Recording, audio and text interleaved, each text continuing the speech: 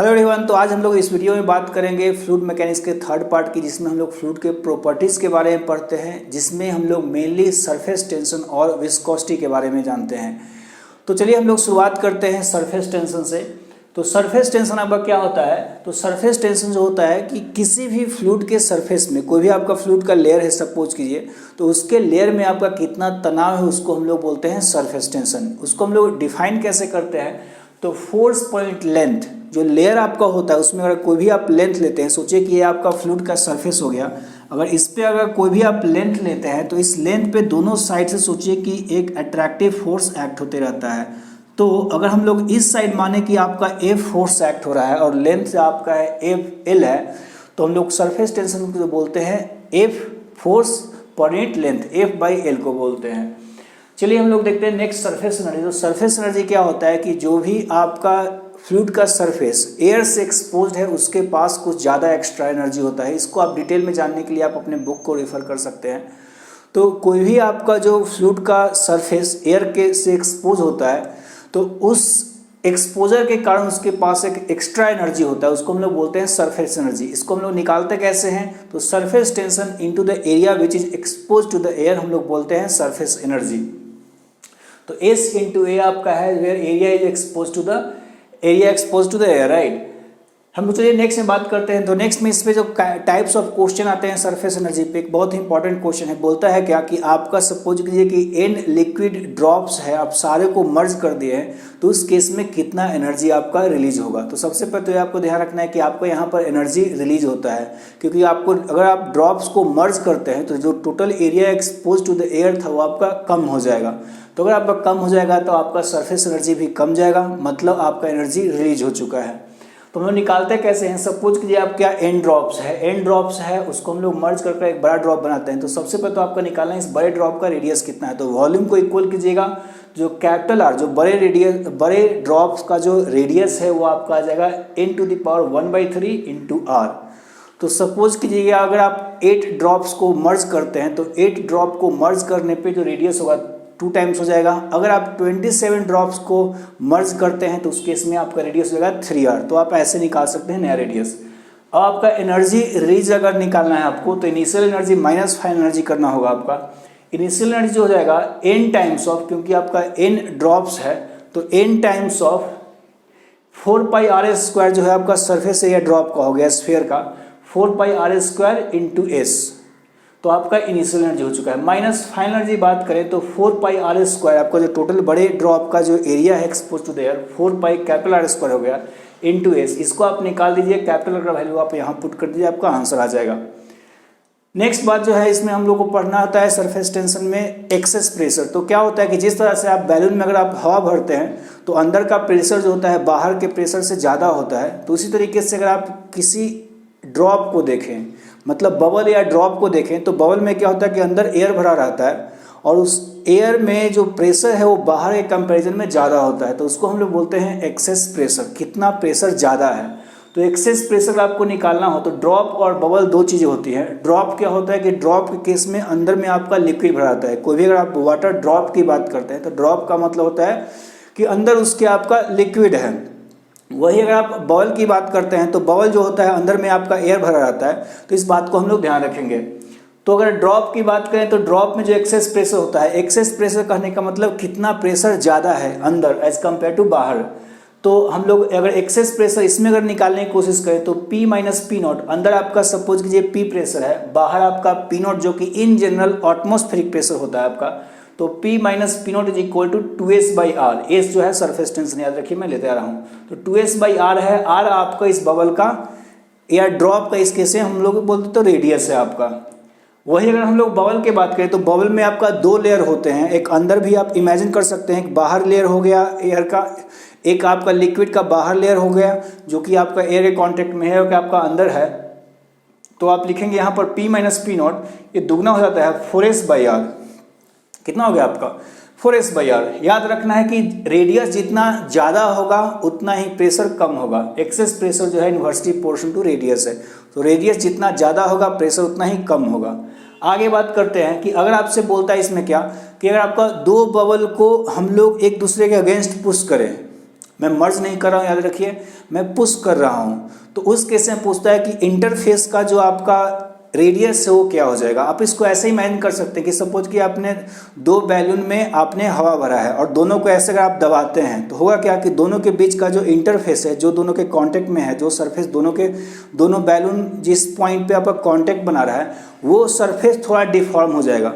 तो मैं अगर समझाने की कोशिश करूँ तो आप ऐसे समझ सकते हैं कि अगर आपका दो लेयर्स हैं तो दो लेयर्स में क्या होगा कि सपोज कीजिए कि आपका दो बैलून है, आप बैलून इमेजिन कर सकते हैं हर जगह पे। तो दो बैलून है, आप एक दूसरे के अगेंस्ट प्रेस करेंगे तो कुछ ऐसे शेप बनेगा आपका, ये सरफेस थोड़ा सा डिफॉर्म हो जाएगा। जिसका प्रेशर ज़्यादा होगा, इसके से मैंने बराबर लिया है, जिसका प्रेशर ज़्यादा होगा वो ज़्यादा पुश करेगा। तो सपोज कीजिए कि इसका प्रेशर ज़्यादा है इसके अंदर, तो सरफेस को ज़्यादा पुश करेगा, थोड़ा इस तरह से हो जाएगा।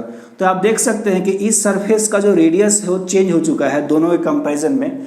तो हम लोग बोलते हैं कि अगर आपका दो बबल्स को एक दूसरे के अगेंस्ट प्रेस किया जाए लाइटली, तो उस केस में इंटरफेस का रेडियस, इस सरफेस का रेडियस कितना हो जाएगा, यहाँ पर इस सरफेस का रेडियस कितना हो जाएगा, राइट।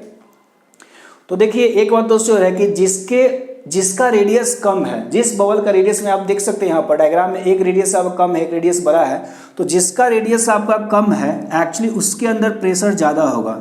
जिसका रेडियस आपका कम है उसके अंदर आपका प्रेशर ज़्यादा होगा, क्योंकि अभी मैंने आपको बता रखा है कि जो प्रेशर है वो रेडियस के इन्वर्सली आपका आ रहा है, एक्सेस प्रेशर। तो अगर जिसका रेडियस कम है उसके अंदर प्रेशर ज़्यादा होगा, तो उसके अगर प्रेशर ज़्यादा होगा तो ज़्यादा पुश करेगा। तो एक्चुअली इसको आप मर्ज करते हैं तो ये आपका कॉन्केव साइड होगा और ये आपका कॉन्वेक्स साइड होगा, क्योंकि इसके अंदर प्रेशर ज़्यादा है, ज़्यादा पुश करेगा।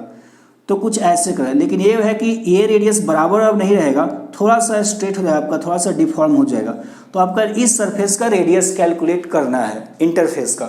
तो सिंपल सा फार्मूला होता है, क्या होता है कि आपको एक्चुअली निकालना है इसके अगर अंदर प्रेशर है, छोटे के अंदर अगर प्रेशर P1 है, उसके अगर P2 है, तो इंटरफेस का रेडियस जो हो जाएगा P1 minus P2 is equal to 4s by आप R' यूज कर सकते हैं। तो आप तरीके को फॉलो कीजिए, आपका जो आ जाएगा, जो R का वैल्यू आता है इंटरफेस का, वो R2 माइनस R1, बड़ा रेडियस है आपका R2, तो R2 minus R1 upon R2 R1 आता है। ये आपका आंसर हो जाता है। ओके, चलिए हम लोग आगे मूव करते हैं। तो आगे में ये दिया हुआ है कि सपोज कीजिए एक थिन पाइप से, एक पाइप से दो बबल आपका कनेक्टेड है, सेम 100 बॉल आप मानिए कि 200 बॉल आपका कनेक्टेड है। बीच में एक मैंने नॉब लगा रखा है, एक छोटा है आपका, ये आपका बड़ा दिया गया है। तो R1 सपोज कि ये बड़ा है और ये सपोज कि छोटा है। तो बोला है कि अगर आप नॉब को खोलते हैं तो कौन सा रेडियस बढ़ेगा, कौन सा रेडियस घटेगा। तो सिंपल सी बात है, जिसमें प्रेशर ज़्यादा होगा एयर को पुश करेगा। आपको मैंने बताया अभी कि जिसका रेडियस कम होता है उसका प्रेशर ज़्यादा होता है। तो जो छोटा वाला है इसके अंदर प्रेशर ज़्यादा है और जो बड़ा वाला है उसके अंदर प्रेशर कम है आपका। तो उससे क्या होगा कि छोटा वाला और एयर को पुश करेगा, क्योंकि इसके पास प्रेशर ज़्यादा है, तो ये और एयर को पुश करेगा खोलने पे और एयर इसमें चला जाएगा, तो ये और बड़ा हो जाएगा और ये और छोटा हो जाएगा। तो smaller will become small and the larger will become large, ये आपको ध्यान रखना है। चलिए हम लोग आगे बात करते हैं। तो आगे आपका है एंगल ऑफ कांटेक्ट। तो एंगल ऑफ कांटेक्ट क्या होता है, कोई भी अगर आप लिक्विड ड्रॉप या पानी वगैरह को आप कुछ भी अगर आप सरफेस पे रखते हो तो पानी आपका ऐसा शेप बनाता है, वही अगर आप मरकरी के रखते हैं तो ऐसा शेप बनाते हैं, मरकरी आपका ऐसा शेप बनाता है। तो एंगल ऑफ कांटेक्ट क्या होता है कि ये जो एंगल होता है वो सॉलिड सरफेस और टेंजेंट, लिक्विड सरफेस पे जो टेंजेंट होता है उसके बीच का एंगल होता है, जिसमें हम लोग सॉलिड सरफेस जो लिक्विड के इनसाइड है उसको लेते हैं। जो आपका सॉलिड सरफेस है वो जो लिक्विड के इनसाइड, देखिए सॉलिड सरफेस बाहर भी अंदर भी है, तो लेकिन हम लोगों ने क्या लिया है कि जो भी सॉलिड सरफेस आपका लिक्विड के अंदर है वो, और जो टेंजेंट आपने लिक्विड के सरफेस पे ड्रॉ किया है उसके बीच के एंगल को हम लोग एंगल ऑफ कांटेक्ट बोलते हैं। यहाँ पर आप देख सकते हैं solid surface inside the liquid and the tangent on the liquid surface, तो उसको हम लोग बोलते हैं angle of contact. Simple diagram को याद रखिए, याद रहेगा। तो एंगल ऑफ कांटेक्ट बोलते हैं। एक्चुअली एंगल ऑफ कांटेक्ट आपका वेटेबिलिटी कैरेक्टरिस्टिक देता है कि जिसका आप सोच सकते हैं कि जब थीटा आपका कम होते जाएगा, सो फॉर एग्जांपल आपने दो केस देखा है, ये और ये, तो थीटा आप देख सकते हैं कि जिस केस में थीटा कम है वो सरफेस को ज़्यादा वेट करेगा, मतलब गीला करेगा, ठीक। तो थीटा जितना कम होगा उतना ही वेटिंग कैपेसिटी ज़्यादा होगा। मतलब हमें ये सोचें कि अगर पानी को हम लोग सरफेस पे ड्रॉप करें, अगर आप मर्क्यूरी को आप सरफेस पे ड्रॉप करें तो पानी सरफेस को पूरा गीला कर देगा, लेकिन मर्क्यूरी आपका सरफेस में चिपकता नहीं है, ठीक है, क्योंकि उसका थीटा ज़्यादा होता है। तो theta gives high wettability, high theta will give high wettability, right, sorry ये आपका low theta gives high wettability, यहाँ पर आपको लो करना होगा, हाँ, तो low theta gives high wettability, theta जितना कम होगा वेटेबिलिटी उतना ही ज़्यादा होगा। अगर हम लोग बात करें तो कि किस तरह से आपका थीटा चेंज होगा, तो सरफेस टेंशन इतना ही बढ़ेगा, आपका थीटा उतना ही बढ़ेगा। सरफेस टेंशन के बढ़ने से आपका लिक्विड अपने ड्रॉप्स को ज़्यादा अच्छे से होल्ड करता है, उसमें ज़्यादा आपका फोर्स आता है, तो थीटा उतना ही बढ़ते रहेगा। फॉर एग्जांपल इसका मर्क्यूरी का आपका सरफेस टेंशन ज़्यादा होता है, तो as surface tension increases theta increases, as temperature increases theta decreases, क्योंकि टेम्परेचर के बढ़ाने से क्या होता है कि आपका लिक्विड ज़्यादा मेल्ट होता है, ज़्यादा सॉफ्ट हो जाता है, तो सरफेस टेंशन, टेम्परेचर बढ़ाने से आपका सरफेस टेंशन घटता है, तो टेम्परेचर बढ़ाने से आपका उस तरह से सरफेस टेंशन घटेगा तो थीटा भी आपका क्या होगा, घटेगा। सॉल्युबल इम्प्योरिटी, अगर आप उसमें कुछ इम्प्योरिटी मिलाते हैं तो अगर सॉल्युबल है तो उस केस में आपका थीटा बढ़ेगा। मतलब हम यही बोल सकते हैं कि सॉल्युबल इम्प्योरिटी बढ़ाने से सरफेस टेंशन बढ़ेगा तो थीटा बढ़ेगा। पार्शियली सॉल्युबल जो होता है उसको अगर आप डालते हैं तो उस केस में आपका सरफेस टेंशन घटता है, तो उसके कारण थीटा क्या होता है, घटता है। तो बेसिकली ये तीनों जो फैक्टर हैं वो सरफेस टेंशन को अफेक्ट करेंगे और फाइनली सरफेस टेंशन अब किसको अफेक्ट करेगा, थीटा को, एंगल ऑफ कॉन्टैक्ट को अफेक्ट करेगा। कैपिलरी राइज की बात करते हैं, तो कैपिलरी राइज आपको सबको पता है कि अगर कोई भी आप एक पतला सा पाइप अगर आप वाटर में या कोई भी लिक्विड में आप डालते हैं तो उस पर कुछ जो है लिक्विड का लेयर उसके ऊपर चढ़ जाता है, तो उसको ना बोलते हैं कैपिलरी राइज। तो आपको कैपिलरी राइज निकालना है, जो H होता है 2s cos theta by rho G R. Rho जो है आपका लिक्विड का डेंसिटी है, ग्रेविटी है आपका G, और R है इस कैपिलरी का रेडियस, जो जितना पतला आपका पाइप है उस पाइप का रेडियस है आपका R, ठीक है। इन जनरल आपका बात करें तो थीटा आपका 0 डिग्री होता है, क्योंकि लिक्विड एग्जैक्टली ऐसे कुछ सरफेस बनाता है। ये थीटा जो है ये एंगल ऑफ कांटेक्ट हो गया, ये आपका एंगल जो है आप देख सकते हैं कि ये जो एंगल मैंने यहाँ पर दिखा रहा है इसको हम लोग थीटा, एंगल ऑफ कांटेक्ट की बात करते हैं। तो इन जनरल क्या होता है, थीटा 0 डिग्री आपका होता है, और थीटा अगर 0 डिग्री होता है कॉस थीटा आपका 1 हो जाएगा, तो आपका 2s by rho G are. आपको याद ये रखना है, जनरली ये फॉर्मूले से आपको क्वेश्चन आता है, हैंडल का कैसे आपको करना है, तो याद रखना है कि जैसे जैसे डेंसिटी बढ़ेगा, अगर आप लिक्विड को हैवी करते हैं तो उस केस में आपका हाइट को घटना है। ग्रेविटी का वैल्यू बढ़ाते हैं, तो ग्रेविटी का वैल्यू आप बढ़ाते हैं तो उस केस में भी हाइट कमेगा, क्योंकि आपका नीचे वेट बढ़ेगा। और अगर आप रेडियस को बढ़ाते हैं तो उस केस में भी हाइट घटेगा। ऑब्वियस सी बात है, कैपिलरी वाइड होगा तो पानी ऊपर नहीं चढ़ पाएगा। ग्रेविटी को कैसे हम लोग वैरी करवा सकते हैं, तो अगर आप किसी भी लिफ्ट में कैपिलरी को रख दें और लिफ्ट को ऊपर की तरफ एक्सेलरेट करें तो उस केस में जी इफेक्टिव, ग्रेविटी नहीं बढ़ेगा, जी इफेक्टिव बढ़ेगा, उससे कारण कैपिलरी नीचे आ जाएगा। तो वैसे से क्वेश्चन हम लोग न्यूटन्स लॉ से लिंक कर सकते हैं।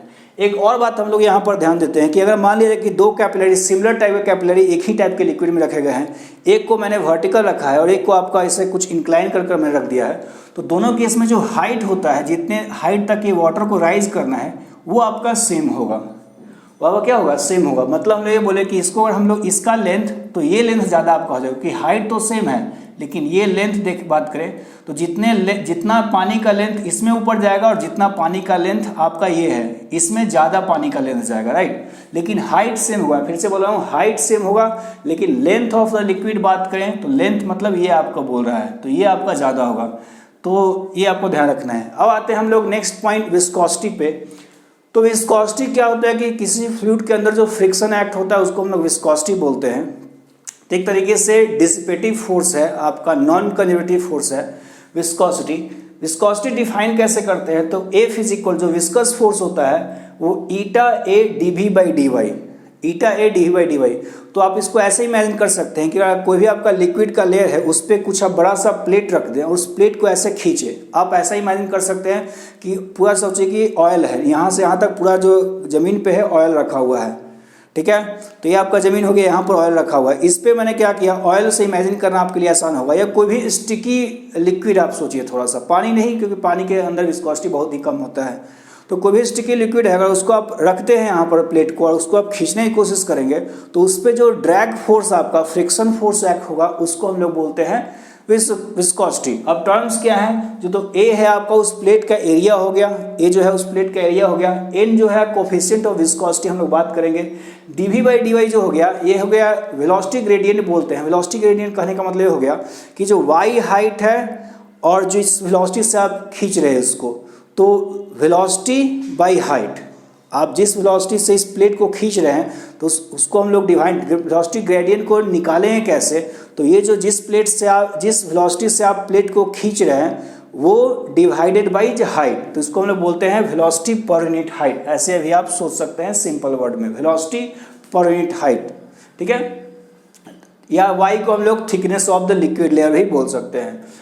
तो ये ईटा जो है आपका विस्कोसिटी है, कोफिशिएंट ऑफ विस्कोसिटी है। आपको डायमेंशन थोड़ा ध्यान रखना है, आप डायमेंशन यहाँ से भी कैलकुलेट कर सकते हैं, याद नहीं करना है, आपको कैलकुलेट करने आना चाहिए।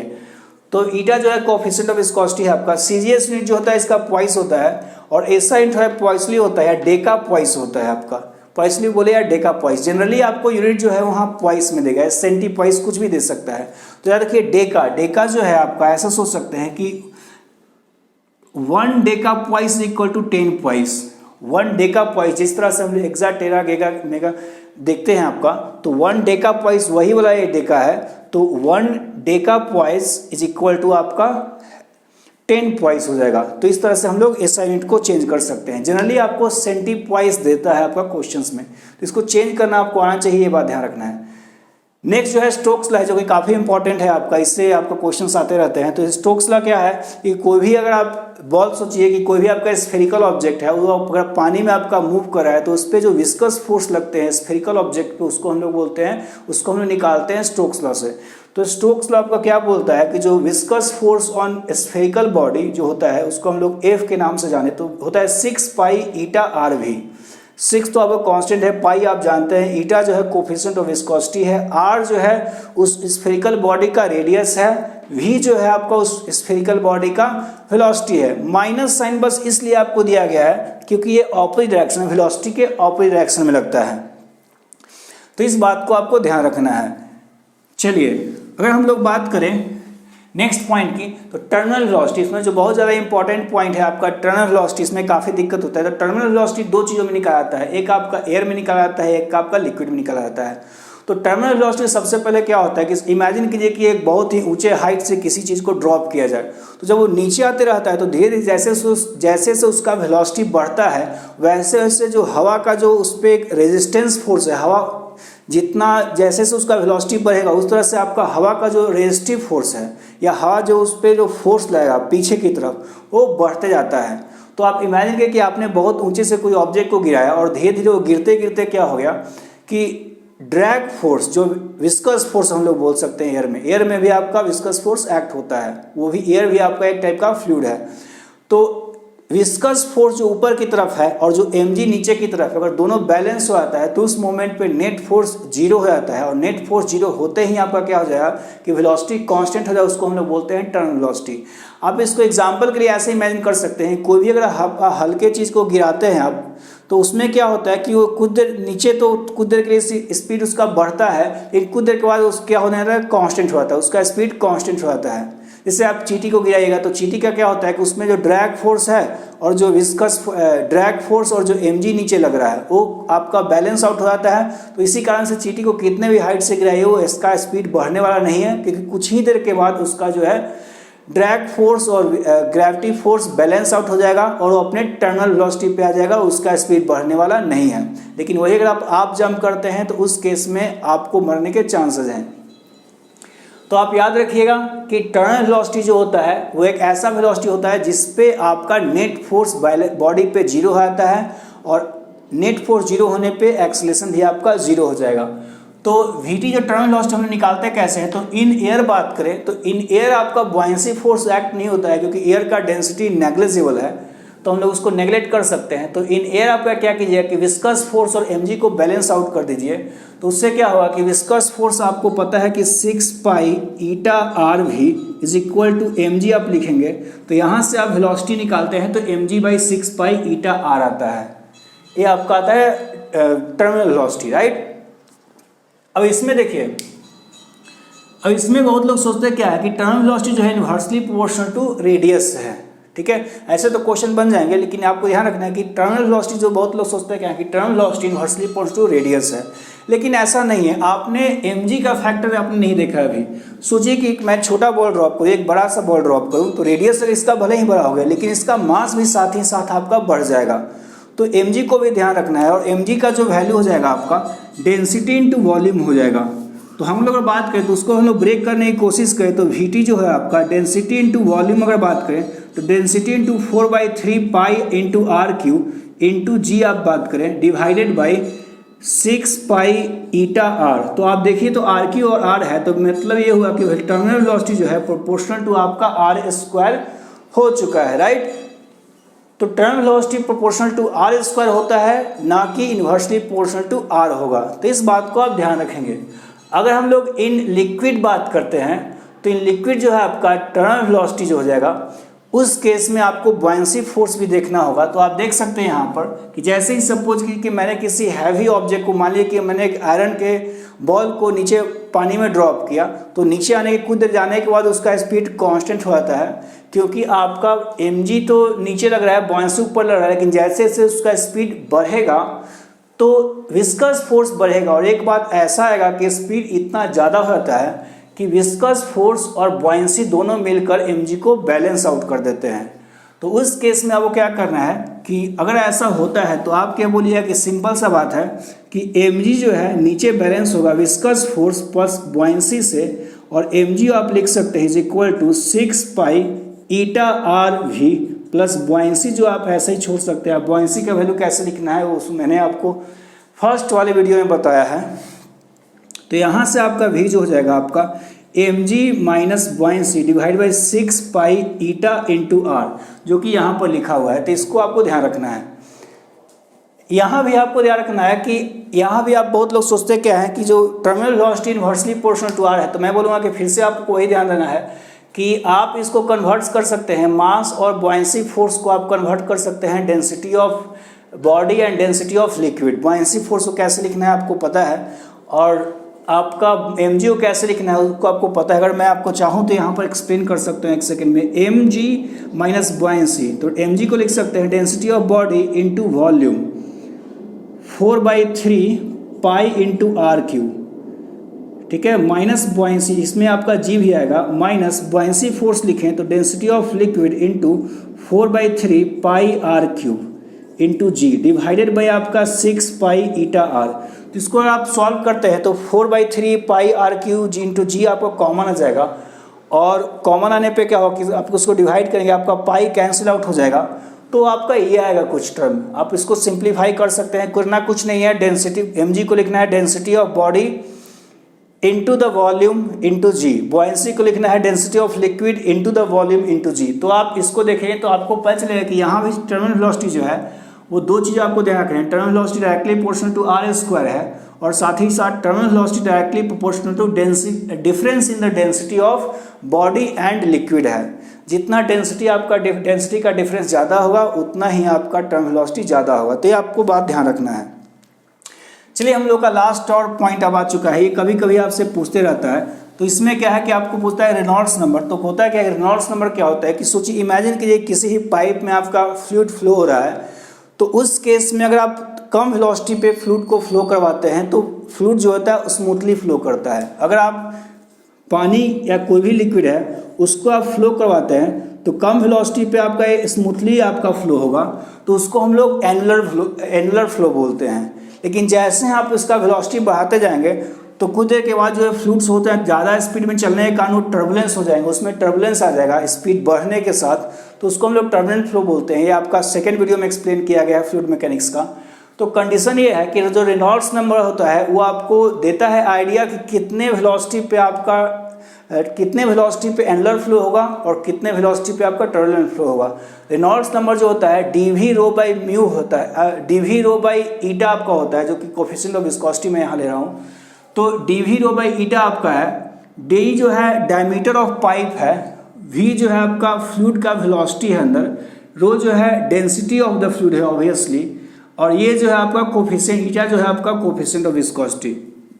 अगर आप सारे वैल्यू को पुट करते हैं तो जो आइडिया है आपको याद रखना है कि रेनॉल्ड्स नंबर 1000 से कम हो तो आपका एनुलर फ्लो हो, एनुलर फ्लो या लैमिनार फ्लो दोनों एक ही होता है आपका, और 2000 से ज़्यादा हो तो आपका टर्बुलेंट फ्लो होता है, और बीच में अगर आपका आए तो एक ट्रांजिशन फेज होता है एनुलर से टर्बुलेंट के बीच में। तो इस वीडियो में आपका इतना ही। नेक्स्ट वीडियो में मैं सॉलिड क्या प्रॉपर्टी के बारे में डिस्कस करूंगा। तब तक के लिए thank you and bye bye.